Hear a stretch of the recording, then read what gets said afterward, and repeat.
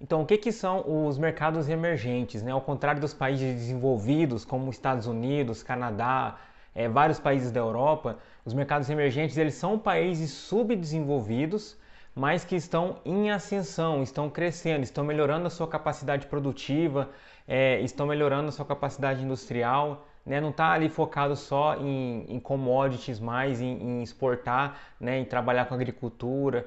Também está melhorando a questão de tecnologia, está crescendo a parte de tecnologia. Então os países emergentes eles vêm tendo melhora nos outros setores, né? Não é mais aquele setor antigo, só de commodities, só de agrícola. Então são países que estão em ascensão, que estão abrindo o seu mercado, né? Está tendo um livre mercado, está tendo uma economia aberta com os de fora, né? Tendo mais negociação, não estão presos ali, né? Só no seu mundinho ali, como por exemplo a China. Quando a China ela abriu as portas para o mercado lá fora, ela se tornou aí um país emergente e ela vem sendo o maior país emergente da lista. Inclusive o PIB da China já ultrapassa dos Estados Unidos, que é um país desenvolvido, porque a China tem bilhões de habitantes e ela tem uma capacidade produtiva gigantesca, então ela vem investindo forte em tecnologia também, ela vem crescendo, né? A questão da tecnologia não está mais presa só ao consumo discricionário, mas ela também vem melhorando a sua capacidade produtiva e exportando muito lá fora, exportando muito e importando também. Então, os países emergentes são países que estão em ascensão, são subdesenvolvidos ainda, mas estão em ascensão, são economias que podem se tornar futuramente desenvolvidas. E é muito bacana você ter uma parte da sua carteira em países emergentes, em mercados emergentes, né? Se você olhar para o Brasil também é um país emergente, né? O Brasil ele está dando sinais de melhoras ali, mas muitas vezes tropeça, começa a voltar aquelas coisas antigas que não é legal, né? É questão fiscal, questão de economia, a questão da gestão do Brasil muitas vezes peca.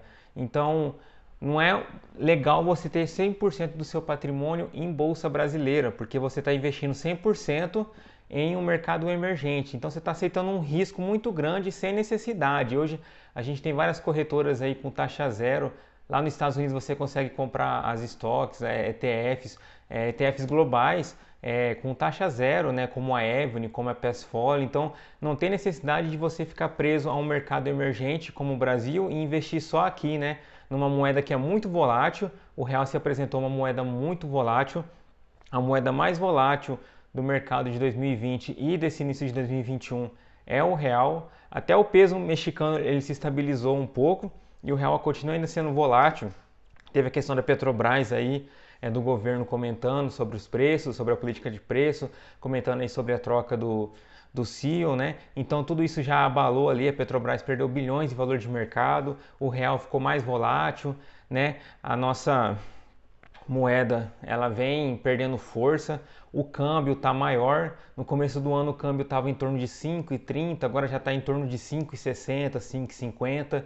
Então a depreciação, né, cambial aqui da nossa moeda também é complicado. Então não tem necessidade de você investir 100% Brasil, 100% só em uma moeda que é o real, né? É preciso considerar que o Brasil é um país emergente.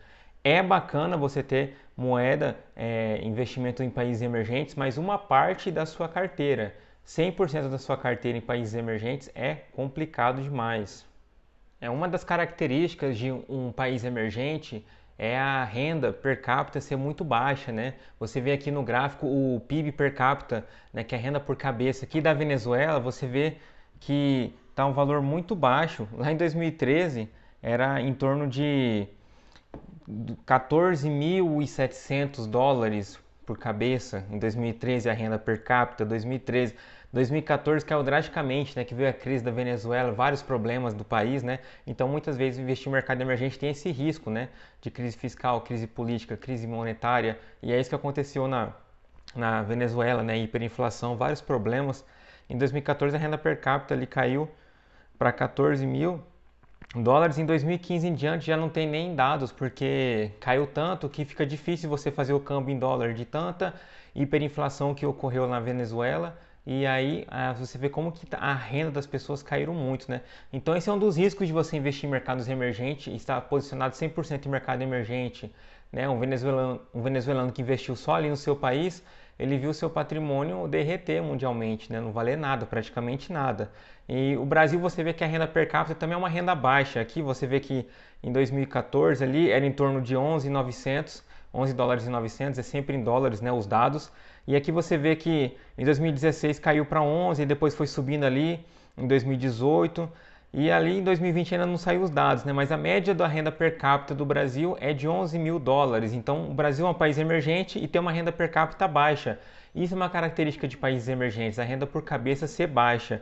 Você vê agora que na Irlanda, que é um país desenvolvido, é dos melhores países do mundo, né? Um dos países mais desenvolvidos, economia livre, livre mercado, tudo flui muito bem ali. Lógico que tem seus defeitos, mas é um dos melhores países para se morar. Tem uma renda per capita muito alta. Olha o PIB per capita da Irlanda, é em torno de 80 mil dólares, né? Em 2020 ainda não saiu os dados, mas até 2019 ele é 80 mil dólares. Então, olha a diferença da Irlanda para o Brasil. Questão de 80 mil dólares para a Irlanda e Brasil é em torno ali de 11 mil dólares. E a Venezuela, que é um mercado emergente de muito risco, não conseguindo nem colocar, né, em dólar a precificação ali de renda por cabeça de 2015 em diante. Então, uma das características de países emergentes, mercados emergentes, é a renda per capita muito baixa. E aí, outra característica de país emergente é a alta volatilidade, né? Você for investir em mercados emergentes, você vai ter uma volatilidade maior do que de países desenvolvidos, né? Essa volatilidade justamente é devido por conta disso, da renda por cabeça ser baixa e os países querem acelerar o crescimento, a industrialização, querer melhorar tudo ali o seu processo, né, para crescer, né, tornar um país emergente, futuramente se tornar uma economia desenvolvida, e isso se torna extremamente volátil. Em 2017, por exemplo, países desenvolvidos como Alemanha, Estados Unidos viram seu PIB crescer ali em torno de 3%, né? Fora essa média que eles viram ali. Já a Turquia, Índia, China, que são países emergentes, já viram a sua economia, o PIB crescer 7% no mesmo ano. Então os países emergentes eles são mais voláteis e têm o PIB até algumas vezes maior do que os países desenvolvidos, né? Devido a essa aceleração do crescimento, né? Essa mudança drástica, nessa sofisticação financeira, né? Melhor aí nos setores, né? Não ficar preso só em agrícola, só em agricultura, mas também desenvolver a parte tecnológica ali, desenvolver várias melhorias ali no seu país, né? Para ele crescer.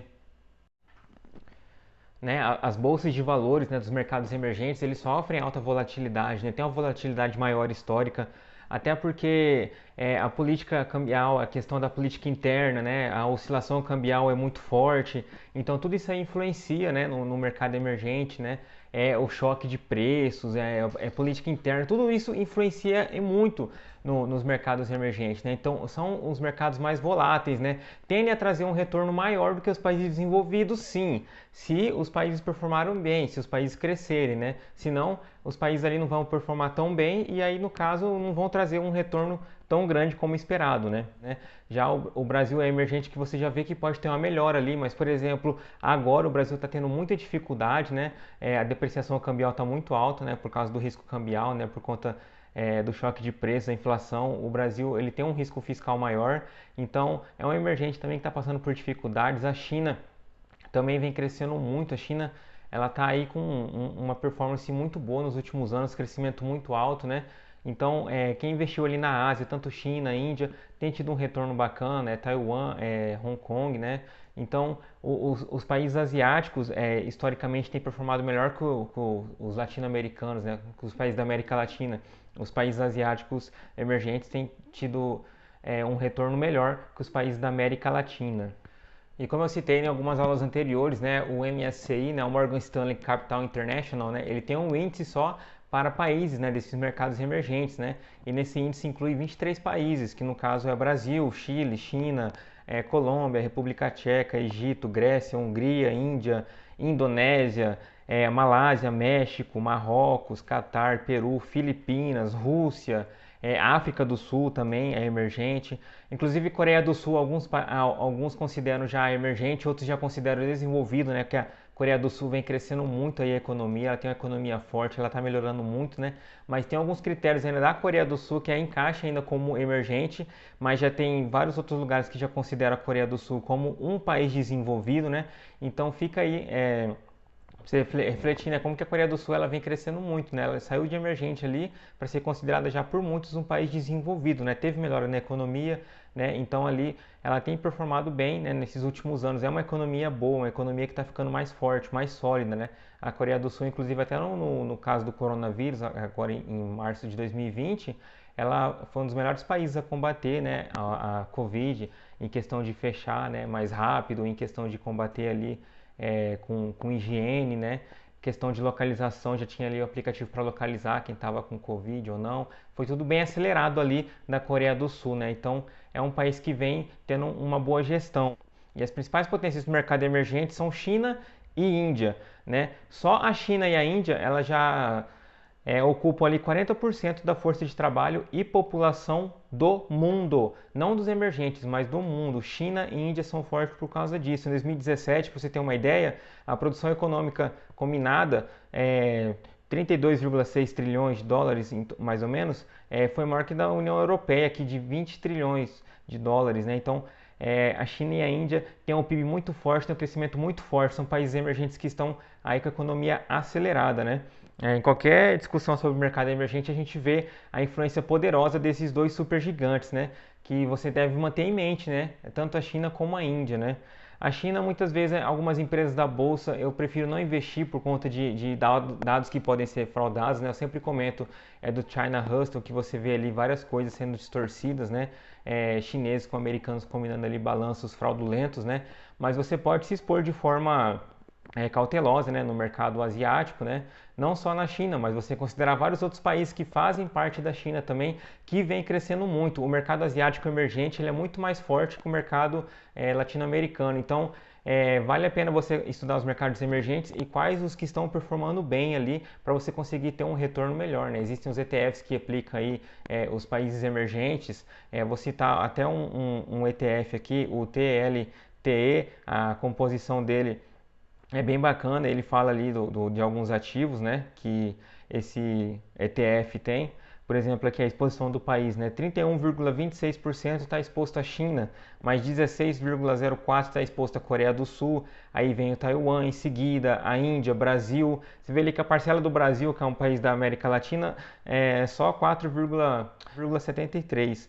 Né? E a Rússia ali, uma parte pequena também, a Rússia também é um país emergente.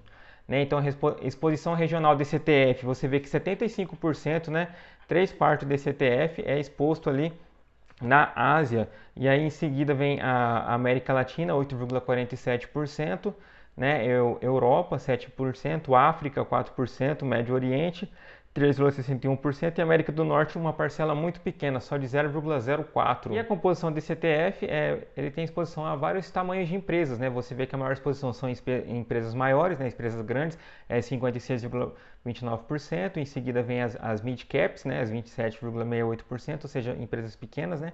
Aí vem pequenas e micro também, uma parcela de 15%, que seria como se fosse uma aposta no crescimento acelerado desses países emergentes, seguido nessas empresas também que ainda são pequenas e podem capitalizar muito futuramente, aumentar muito o seu patrimônio. E aqui você já vê outro ETF de emergentes como o EMV, você vê que a exposição regional dele já é maior na Ásia, né? 82,19% é concentrado na Ásia. Como eu disse, o mercado emergente mais forte é o da Ásia, é o asiático, né? E 13% ali é o Médio Oriente, Europa 2%, América Latina bem pouquinho, 1,48%. Então, na hora de você escolher um ETF de países emergentes, você pode escolher ali qual a composição que você quer. Se você quer um mais concentrado na Ásia ou um menos concentrado na Ásia, um que tenha bastante América Latina, outro que não tenha, né? São vários ETFs de países emergentes. Estou trazendo 2 exemplos aqui, né?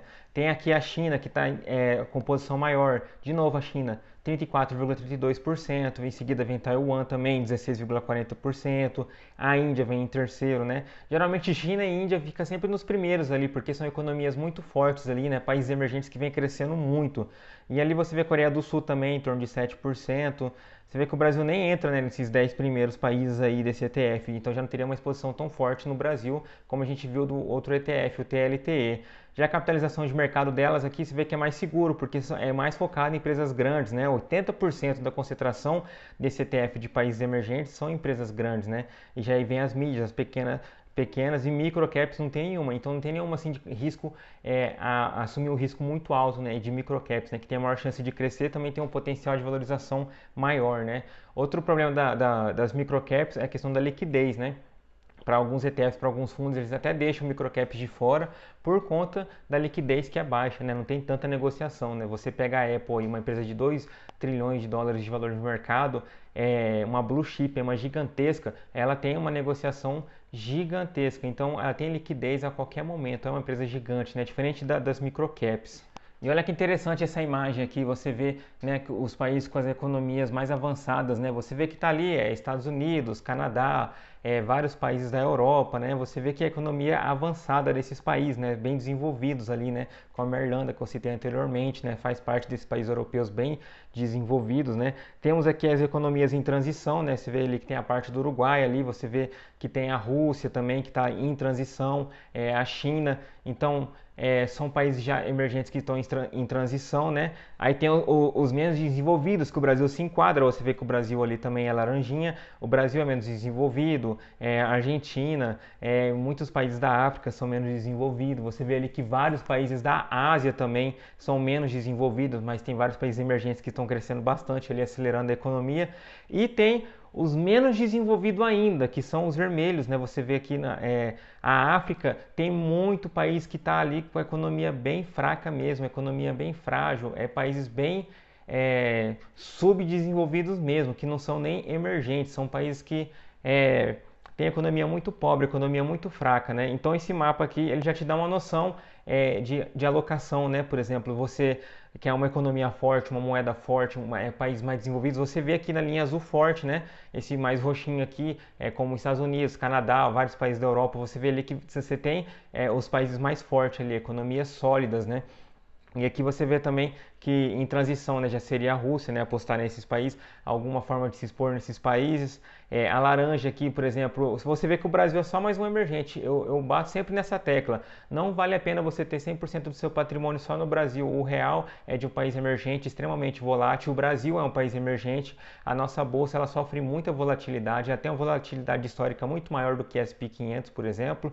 E os países menos desenvolvidos ainda, a África, né, você vê ali que são economias bem fracas, né? Então é bom você saber que mercados emergentes você deve se expor, é legal você se expor pela alta volatilidade, por te entregar um retorno maior quando tudo dá certo, mas não é bom você se expor 100% em mercados emergentes. Tenha moeda forte em sua carteira, tenha países desenvolvidos, países com economias sólidas, moedas mais fortes que sofrem menos depreciação cambial, como por exemplo o dólar. O dólar sofre uma depreciação cambial muito menor que o real. O real ele tem desvalorizado muito aí nos últimos anos, então vale a pena você investir em economias fortes, né? Sua carteira ela deve estar diversificada em vários países, regiões, empresas, tamanhos de empresas, em várias moedas, várias economias diferentes, não presa só aonde você mora.